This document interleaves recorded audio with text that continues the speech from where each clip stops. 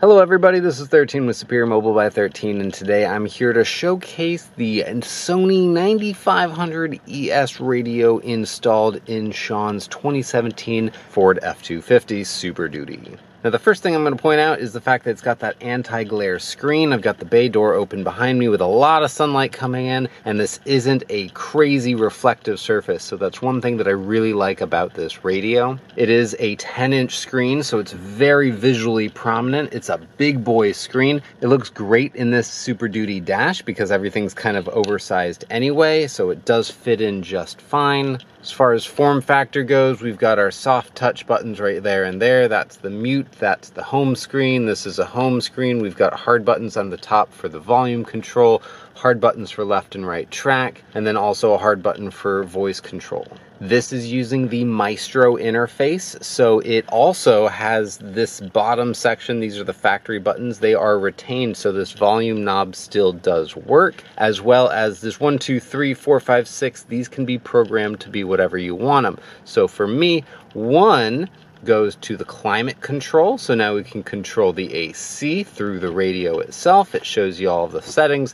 Now that is redundant, it's just the stuff down here, but now it's up on your screen. Number 2, when we push that, is when you get some gauges. So we've got 2 screens of gauges. When the engine is running, obviously we're going to have percentage of load on the engine. We've got the speedometer, we've got a tachometer, intake temperature, fuel ratio. And then when we go to the other screen is when we have really fun stuff. Gonna encourage you to do some creative driving, which is 0 to 60 mile per hour. So these are all settings that you can change within the Maestro interface on this radio, which is just really cool because it's monitoring the CAN lines, and so it can get this type of data. If we go to number 3, we can see we've got battery voltage, the door is open indeed, so let me close that.